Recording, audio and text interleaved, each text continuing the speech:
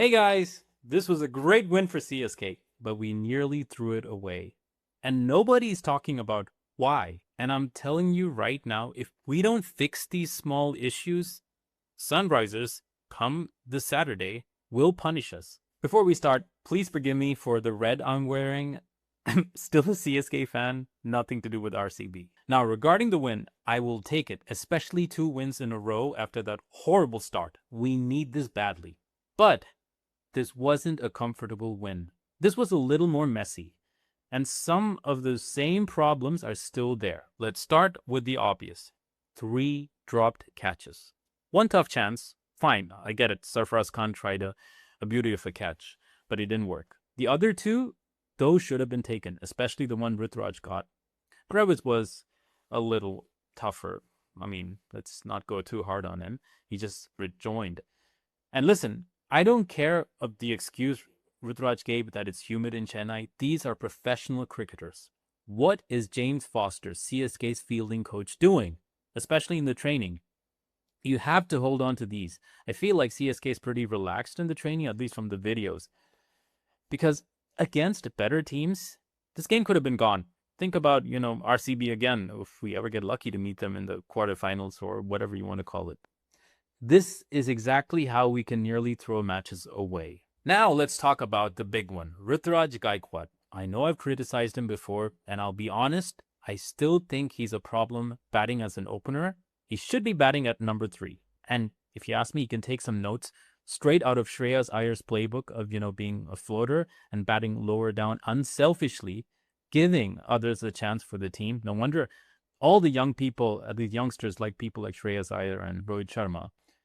But today, I will give Ruturaj some credit. At least he tried. He didn't sit there and, play test cricket, waste 20 balls like the previous matches. He went for his shots. He got out. That's fine. That's how T20, that's the nature of the beast in T20. That said, I still don't like him as an opener. A lot of people don't. For me, he's a proper anchor, a number 3. Because look at the modern T20 game. You don't get time. You don't get time to settle in. You've got max 2 or 3 balls these days. That's it. Either you're hitting boundaries or you're putting pressure on the next batsman and the whole team. And this is where someone like Sanju Samson and Ayush Matre today stood out for me a lot. Sanju has become more mature these days. He's playing a proper innings. He's not just swinging his bat. 48 of 32 balls, smart innings. He read the situation. He knew when to accelerate. He knew when to hold back. He showed game awareness. That's another thing Ruturaj needs to develop, but I'm sure this win will give him some confidence. And I won't be surprised if he gets runs in the Sunrisers encounter. Let's hope he does. And I want to know from you guys, do you keep Ruturaj as an opener or move him to number 3? Please let me know in the comments, because this decision, it's going to define CSK's whole season. Now, another positive, and there were some really good ones. Ayush, what a knock. 38 of 17 balls. Came in, no fear, used the power play exactly like how you should. He's basically our Vaibhav Suryavanshi. That's the kind of intent we need more of. And another thing I've been saying a lot to a lot of folks, CSK fans are kind of into the traditional and conservative style of batting. You take your time and then build an innings and then whack. But in today's game, you don't need those type of players. You need players who can power it. Play those scoops, the ramps, use the angles, make the bowler think twice before bowling a ball by being proactive, playing a risky shot. Because teams like KKR, they were bowling wide Yorkers for a reason. They knew our Shivam Dubes and some of the others can only muscle it, and that too in the arc, and play traditional shots.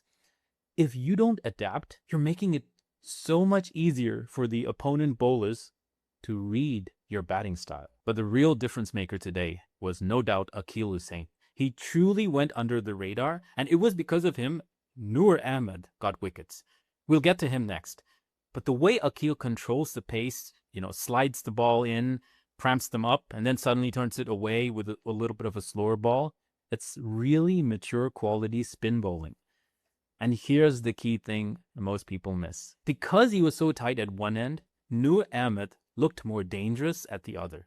Noor even last season was dangerous with Jaddu on the other hand. On the other end, in the end, Noor gets 3 wickets. But if you ask any really good bowler, wickets often sometimes come from pressure at the other end, especially when a good bowler is bowling on the other end.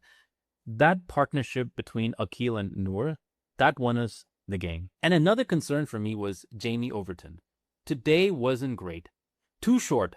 Too many slower balls. It reminded me of last season when he kept getting hit because his lengths were off. In the previous match, he nailed those hard lengths. That's why he picked wickets. Today he went away from that and he was trying some slow balls, variation, bouncers, and more. And as the tournament progresses, CSK needs some firing.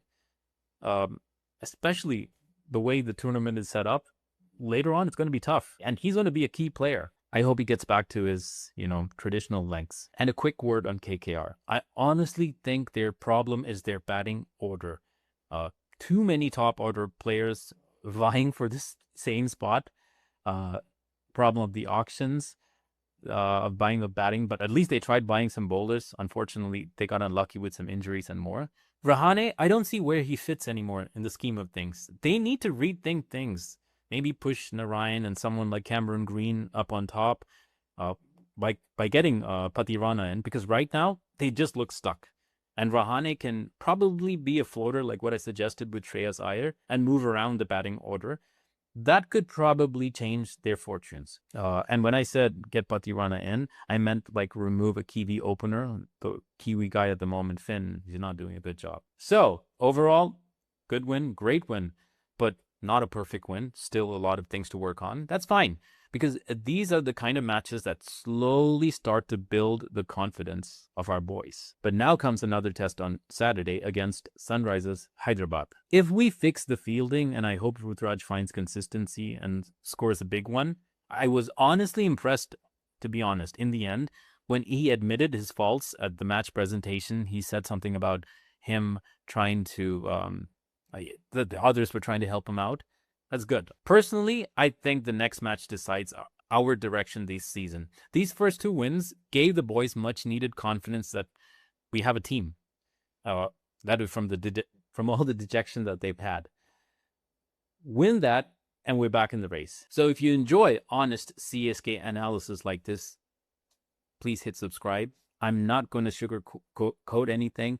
I'll call it exactly how I see it, give credit where it's due and where it's not. I've even gotten the prediction right when I asked 3 players to be removed from CSK to come back. I mean, for the 3 other players to come back, which were removed. That is, now we have Akeal, Hosein, Brevis, and Gurjpreet. Bad at pronouncing him. Don't believe me? Check out that video. And don't think it's always me. I'm getting comments from top players. I mean, former players like Ashwin and other experts, and trying to get it to you in English. So yeah, please drop your thoughts in the comments. I'm reading all of them.